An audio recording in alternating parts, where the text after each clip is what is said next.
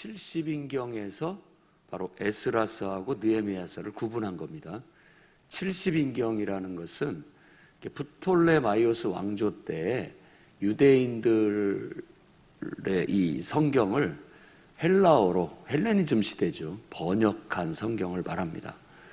그때 72명이 선택되어져서 번역에 참여했는데 편의상 70명으로 해서 70인이 번역한 성경이다 해서 70인경 이렇게 얘기를 하는 겁니다. 그러니까 예수님 당시 때 초대교회 때는 그 헬라어 성경을 본 거예요. 헬레니즘의 영향을 받아서 헬라어로 된 성경을 봤다는 얘기고, 또 신약 성경도 그래서 헬라어로 기록이 되어져 있는 겁니다. 그때 이제 히브리 성경을 이렇게 보면서 나름대로 연구를 하고 이런 것들은 구분하는 게 좋겠다 해서 에스라서 그리고 느헤미야서 이렇게 구분을 했습니다.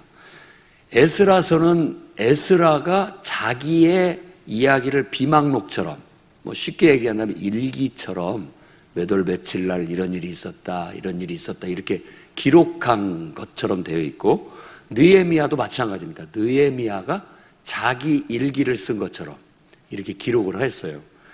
그래서 에스라서는 에스라가 기록을 한 것 같고, 느헤미야서는 느헤미야가 기록한 것처럼 그렇게 일단 뭐 단순하게 보면 그렇게 보입니다. 그런데 이제 이것을 이 느헤미야서가 내용에도 에스라가 나오고 또 에스라에도 에스라가 나오고 해서 이걸 전체적으로 에스라가 그 비망록을 입수해서 그러니까 일기 같은 형태의 자료를 입수해서 이걸 기록으로 남겼다라고 그렇게 보기도 하고, 뭐 느헤미야가 기록했다라고 보기도 하고 그렇습니다. 왜냐하면 다 자기 일기를 쓸 때는 1인칭으로 내가 이렇게 했다라고 쓰잖아요. 그래서 1인칭으로 나와 있기 때문에 누가 봐도 그 기록은 그 사람의 기록인 걸 알 수 있습니다. 그러니까 원래 저자가 이 느헤미야고, 그것을 누군가가 이렇게 책으로 이제 출간을 하도록 편집을 했다, 이렇게 보는 것이 가장 적합합니다. 모세오경도 마찬가지입니다. 그리고 다른 성경들도 마찬가지. 모세가 죽고 난 다음에 어떻게 자기 죽은 얘기를 자기가 썼다면 어떻게 쓸 수가 있느냐라는 건데, 기본적인 자료들은 다 모세의 저작인데 그것을 이제 후세들이 읽고 교훈이 되도록 하기 위해서 편집이라는 것, 책으로 만든다는 말입니다. 책으로 만들 때 그런 내용들을 이렇게 붙여서 거기에 나레이션, 설명을 붙여서 이렇게 기록을 하게 되는 겁니다. 그래서 근본적으로 저자는 모세로 보고 이제 후세의 사람들이 그것을 모든 사람들이 대대로 물려질 수 있도록 책으로 편집을 했다라고 그렇게 봅니다. 느헤미야는 그 이름 자체가 오늘 그 기도문에 나와 있는 것처럼 긍휼을 베푸시는 주여라고 했는데, 바로 그 긍휼을 베푼다는 단어하고, 그러니까 위로한다, 불쌍히 여긴다, 긍휼을 베푼다라는 단어, 그러니까 느헴이 그런 뜻이고, 야는 바로 여호와 하나님을 말하는 것이니까 하나님은 긍휼을 베푸시는 분이다, 혹은 하나님은 위로하신 분이시다, 하나님은 위로한다, 이런 의미를 가진 이름입니다. 딱 그 이름에 맞게 또 그는 어떻게 보면 예루살렘의 위로자로서의 역할을 하게 됩니다. 자, 때는 아닥사스다 왕 제20년 이렇게 나오는데, 에스라서를 찬찬히 읽었다면 에스라는 아닥사스다 왕 7년, 그러니까 20년까지 하면 13년으로 보잖아요. 근데 그 당의 연도를 쳐서 14년 후에 그가 부름을 받고 온 것으로 그렇게 보여집니다. 아닥사스다 왕 4년은 BC, 예수님이 태어나기 전 444년입니다. 그러니까 외기가 쉬워요. BC 444년, 이건 기억을 해두시면 좋겠고, 이 페르시아 제국이 무너지고 이제 헬라 제국이 들어서게 되는데, 그 헬라 제국의 영향력은 지금까지도 동서양을 막론하고 지대한 영향을 미친 그런 역사적인 영향력이 있는 것입니다. 자, 느헤미야가 이제 아닥사스다 왕의 술 맡은 관원, 그 창세기의 요셉의 이야기 속에서 감옥에서 맡았던 한 관원이 술 맡은 관원으로 그렇게 얘기하는데, 물론 술만 맡아서 하는 관원이었겠느냐, 그냥 그렇게 불렀지만 어떤 관리로서의 역할을 했을 것이다라고도 봅니다. 근데 굉장히 왕하고는 친숙한 사이, 아주 가까운 사이라는 그런 관직에 있는 사람으로 볼 수 있습니다. 그가 어느 날 자기 친척이 가난이라는 사람한테 예루살렘에 갔다 온 이야기를 듣게 됩니다. 그러니까 이렇듯 예루살렘에 귀환한 사람과 아직 가지 못한 사람들 간에는 왕래가 있었던 것으로 보고 편지도 왕래가 있었을 것으로 보여집니다. 그러니까 서로 사정을 이렇게 주고받는 거죠. 야, 미국 이민 가서는 생활이 어때? 요즘 미나리라는 영화도 그런 것들을 소재로 해서 상을 받았다고 떠들썩합니다만, 다 생각보다 고생스럽고, 말은 이렇게 겉보기는 좋아 보여도 다 애로사항이 다 있기 마련입니다. 그럼 우리가 여기서 사는 삶이나 거기서 사는 삶이나 거의 비슷합니다. 고생하기는 다 매한 가지죠. 그런 이야기들을 서로 주고받고 했는 겁니다. 근데 편지나 또 인편을 통해서 그런 얘기를 듣는데, 그동안 이 느헤미야를 보면 자기가 거기 가서 이 왕의 술 맡은 관원이 되기까지 얼마나 애쓰고 노력을 했겠습니까? 이제 에스더서도 그런 내용들이 나오지만 나름대로 노력하고 또 능력을 발휘하고 이렇게 해서 그 자리까지 올라가서 이제는 안정되고 그야말로 꿈에 그리는 그런 삶을 살고 있었으라 생각합니다. 예루살렘 그 끔찍한 것은 이제 다 잊어버렸고, 국가에 대한 그런 것들도 미련도 어느 정도 다 떨쳐버리고 그냥 현실에 안주하여 자기의 꿈을 이루고 나름대로 유복한 삶을 살고 있을 때, 이 하난이라는 사람을 통해서 그 얘기를 딱 들었는데, 그래 예루살렘은 어때? 라고 하는데, 예루살렘은 완전히 황폐해져서 그냥 아주 살기가 어렵고 볼상사납습니다. 이렇게 전해주게 되는 겁니다. 그 얘기를 듣는데 이상하게 그 이야기가 머릿속에서 떠나지를 않고, 그것 때문에 막 잠을 못 자고, 괴롭고, 밥도 안 넘어가고, 그러는 거예요. 그러면서 그가 그 얘기를 듣고 슬퍼하면서 금식하면서 기도하게 된 것을 오늘 말합니다.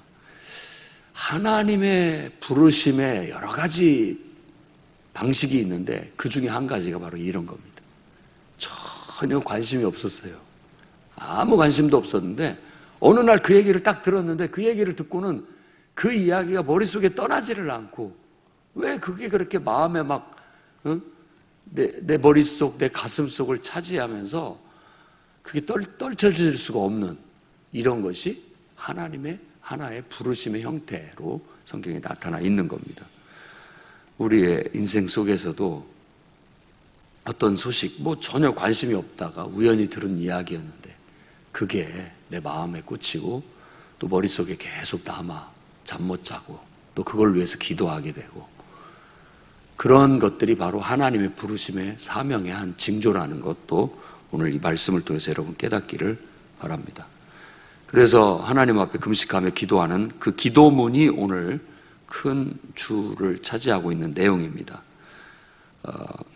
5절부터 끝절까지 그의 기도문을 얘기하고 있습니다. 근데 여기에서 그가 부른 하나님은 하늘의 하나님 여호와, 에스라도 그렇고 느헤미야도 그렇고 이제 하늘의 하나님이라는 말을 많이 씁니다.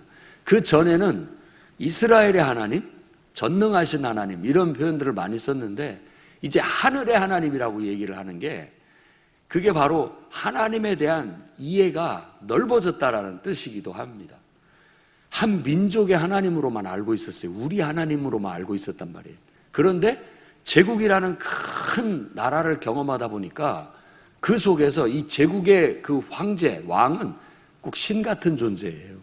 신 같은 존재. 지상의 신 같은 존재란 말이에요. 근데 우리가 믿는 하나님은 그보다 더 큰 하나님, 더 위대한 하나님이라는 그런 의미를 강조하기 위해서 이 땅의 신이 아닌 그 이상의 초월자이신 바로 하늘의 하나님이라는 개념으로 하나님을 더 높여 부르게 되었던 것이죠. 하나님은 더 크고 위대하신 하나님이다. 그 가나안 땅에 거기만 계신 하나님이 아니라 온 세상을 창조하시고 통치하신 하나님이라는 그런 인식을 갖게 되면서 예루살렘이라는 성을 재건하는 것이 바로 이 하나님을 온 세상에 전파하고 알려야 된다라는 그런 사명으로서 예루살렘을 성전 도시로 개발하는 비전과 꿈을 갖게 된 것입니다. 그래서 그렇게 하늘의 하나님이라고 부르고, 그 다음에 두 번째 묘사가 크고 두려우신 하나님이라고 그렇게 얘기합니다. 크고 두려우신 하나님. 그가 예루살렘의 멸망, 아마 그는 잡혀오기를 이 예루살렘 성이 파괴되기 전에 포로로 잡혀온 것 같습니다. 그러니까 성전 파괴하는 걸 못 본 거죠. 성전이라든지 성벽 파괴를 보지 않았던 세대, 그 전에 포로로 잡혀왔으니까. 그런데 이 이야기를 듣고 보니까 그 묘사가 얼마나 가슴이 아픈지, 이 모든 것이 하나님의 심판이었구나. 그 옛날 모세의 말씀에, 모세를 통해 주신 율법의 말씀에 너희가 내게 불순종하게 된다면 너희들을 내가 이 땅에서 내쫓아버리겠다 라고 했는데 그대로 되었구나 라는 것을 이 내용 속에서 발견할 수 있습니다. 그래서 하나님은 크고 두려우신 하나님이에요. 우리가 범죄하는 것을, 하나님께 불순종하는 걸 가볍게 생각하면 안 됩니다. 항상 우리는 크고 두려운, 하나님에 대한 경외심을 놓치면 안 돼요. 아무리 내가 하나님의 은혜를 받고 축복을 받고 잘 된다 할지라도 그분에 대한 경외심, 그러니까 두려운데 존경심, 공경심과 함께 두려워하는 그런 마음을 늘 갖고 있어야 그것이 나를 반듯하게 잡아주고 흐트러지지 않게 해준다는 겁니다.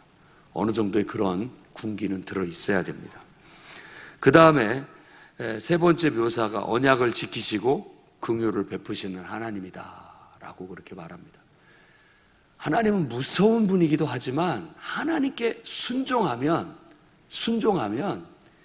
그분은 말씀대로 다시 이 땅으로 돌아오게 하시겠다. 아무리 멀리 쫓겨나고 아무리 죄를 크게 짓고 벌을 많이 받았어도 다시 회복시켜 주겠다. 그런 내용과 매치돼서 바로 언약을 지키시는 하나님, 그리고 긍휼을 베푸시는 하나님이라는 이야기를 하고 있습니다. 그러니까 이 짤막한 기도문 속에 그와 같은 신학이 들어있는 겁니다. 하나님은 이 땅만이 아니라 하늘의 하나님으로서 세상의 그 어떤 권세자보다도 높고 크고 위대하신 분이라는 것, 그리고 하나님은 범죄하고 불순종하는 자들에겐 두려우신, 그리고 무서운 하나님이라는 것, 그리고 언제든지 자복하고 회개하고 또 그 말씀대로 순종하는 자들에겐 언약을 지키시고 긍휼을 베풀어 주시는 하나님이라는 것. 오늘도 그 하나님을 여러분 의지하고 믿고 기도하며 나아갈 수 있기를 바랍니다. 하나님은 내가 하는 대로, 그러니까 율법과 선지자의 가르침은 다른 거 없습니다. 받고 잠 먼저 주어라.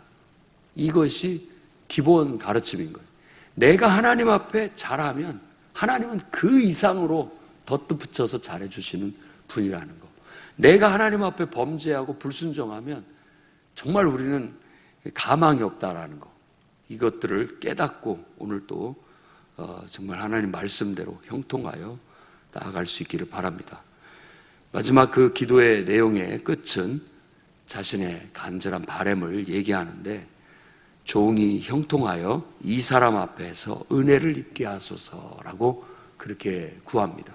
이 말은 벌써 이 기도 속에 예루살렘을 가서 내가 좀 재건하는데 도움을 줘야 되겠습니다 라는 그런 헌신의 마음이 벌써 있다라는 거예요. 그래서 종이 형통하게 한다라는 것은 왕 앞에서 자기가 술 맡은 관원으로서 인정받고 왕에게 사랑받게 해달라는 것이고, 이 사람 앞에서 은혜를 입게 해달라는 것은 내가 혹시 이 왕이 허락하시면 예루살렘에 가서 그 성벽을 재건하는 일을 도울 수 있겠다라는 그 기도가 이 속에 함축되어져 들어있는 겁니다. 여러분들도 하나님의 은혜를 구하고 형통함을 구하십시오. 그것을 통해서 우리가 하나님의 나라를 위해 하나님 나라를 건설하고 정말 이 땅에서 활발하게 발전시켜 나가는데 내가 도움을 줄 수 있는 사명자들로 나설 수 있기 때문에 그렇습니다. 하나님 앞에 구하십시오. 입을 크게 벌리고 구하십시오. 형통하게 해달라고. 그리고 이 땅에서 은혜를 입게 해달라고. 그래서 누구보다도 더 복을 많이 받고 은혜를 입어서 그것으로 하나님을 위해서 내가 섬기고 봉사하고 하나님 나라를 위해서 기여할 수 있게 해달라고 기도하시기 바랍니다. 하나님이 들으시고 응답하시면 여러분들도 하나님의 사명자들이 되어 주님의 일꾼이 되어 나름대로 하나님 나라를 위해 쓰임받게 될 줄로 믿습니다. 그런 귀한 인생이 되시기를 주의 이름으로 축원합니다.